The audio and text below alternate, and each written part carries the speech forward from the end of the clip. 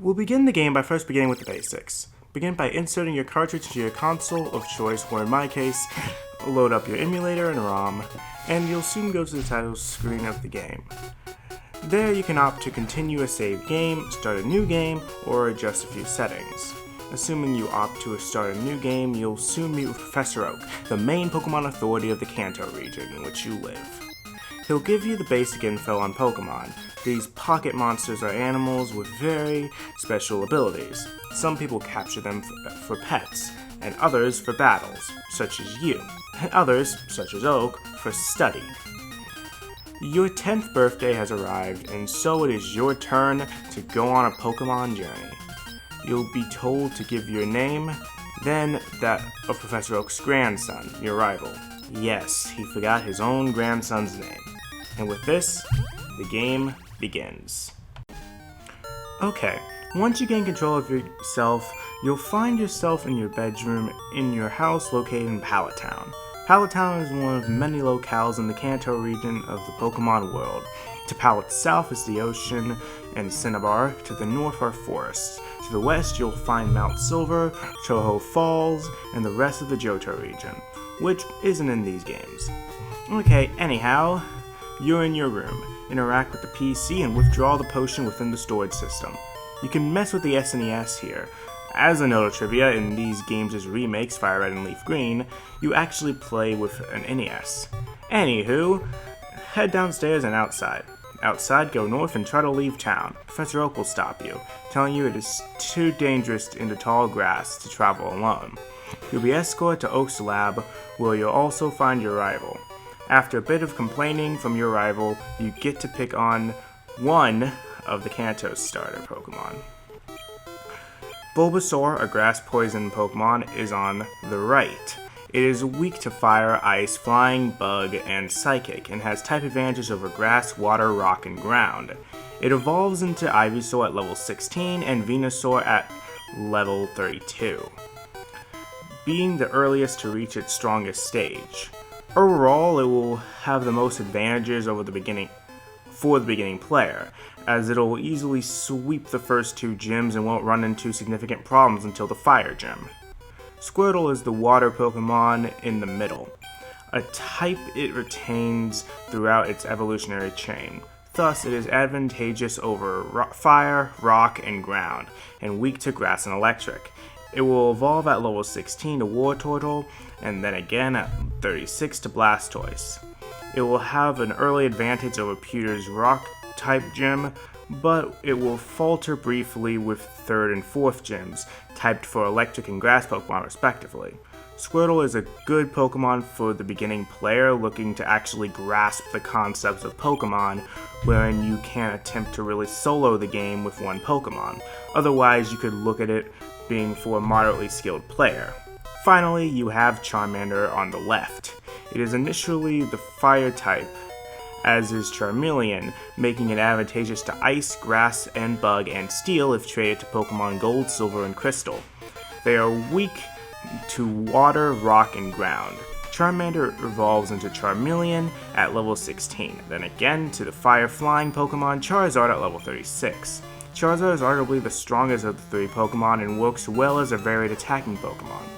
However, with fire-flying typing, Charizard gets an additional weakness to electric and takes quadruple damage from rock, although it will be immune to ground.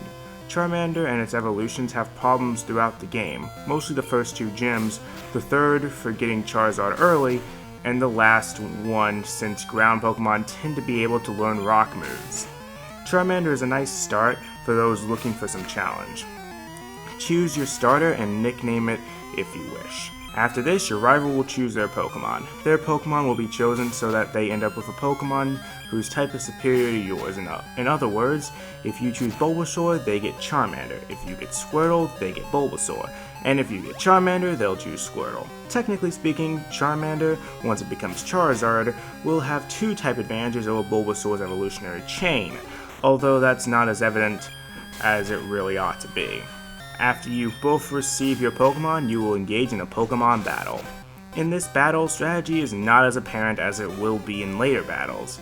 Indeed, it's more of an attempt to get you used to Pokemon battles. In Pokemon battles, the goal is to reduce the HP of all your opponent's Pokemon to 0, thereby making them faint. This is usually done directly with offensive moves like Tackle or Scratch, although strategically minded players will also use other moves to ail the opponent. In this battle, though, you basically have two moves due to your Pokemon's low level, an offensive move of the normal type and a stat reduction move. Just focus on the damaging move for now and leave it simply at that. You won't win by necessity, but neither is a win required in this instance. After the battle, your rival will follow suit. There's nothing else to do here. Remember, you can go into your house and speak with your mom to heal your Pokemon to full health. When ready, go north into Route 1. There isn't much of a point to bothering with Pokemon capture at this point in time, as you don't possess Pokeballs. In fact, in the Japanese Pokemon Red and Green, having any more than one Pokemon count as owned in the game would actually prevent progress if you didn't have the Pokedex. This is caused by your starter Pokemon evolving before getting the Pokedex by grinding on Route 1. For now though, I still wouldn't run from battles. EXP is very important. Keep in mind Pidgey for future capture though. It will be important to have a good flying Pokemon later in the game, for at least a functional use. I'd wait for Spearow personally, but to each their own. Anyhow, there isn't much here. Go north along the route and talk to some guy on the way. You'll get a potion. Continue north until you hit Viridian City. When you arrive, head into the Pokemon Center, the most essential tool for all Pokemon trainers. Speak with the nurse at the desk and be able to fully heal the Pokemon in your party for free. Nearby is a PC, you can use it to access the Pokemon storage and item storage. There are some linking things as well. Anyhow, we would go for the gym here, but the gym leader is out somewhere. Well, let's continue forward. Let's momentarily go west on the Route 22. We're only going here for a few moments. You can't go much farther here, you'll need 8 gym badges, for one thing, before getting to do much else. Anyhow, there are some Pokemon here you can grind against them for now. Just for reference for later, those with Bulbasaur can catch Spearow for help with some bug blasting, and those with Squirtle also could use Spearow due to the grass weakness. Spearow in general is a good flying type Pokemon to have, since it's stronger than the Pidgey most people are tempted to grab, thus will be more usable. Anyhow, return east into Viridian. Well, we know Pewter City has a gym, so why not head north to there? Well, an old man is blocking you and won't let you by until he gets his coffee. We can't control that, so we'll just have to meander around for now. So, what to do? Go into the building, the Pokemart. You normally can buy various items in here. The clerk will notice you when you enter and hand over a package that you are to deliver to Professor Oak. Leave the Pokemart and exit to the south. Continue south, hopping along those brown ledges as shortcuts. Continue south into Pallet Town. Go into your house and speak with your mom to restore your starter Pokemon's health. Then go into Oak's lab. You'll end up giving Oak the package with your rivals soon coming in. You are then given the Pokedex. The Pokedex is this item that can record the data of all 151 species of Pokemon in existence. It's actually been expanded to far more than that with newer Pokemon games. To record the data of a Pokemon in here, you must simply catch it. You can use the Pokedex to find which Pokemon you have seen and have caught, in which case you can find where they reside. Anyhow, go outside and into your rival's house. Speak with his sister to get the town map, which shows the whole Kanto region.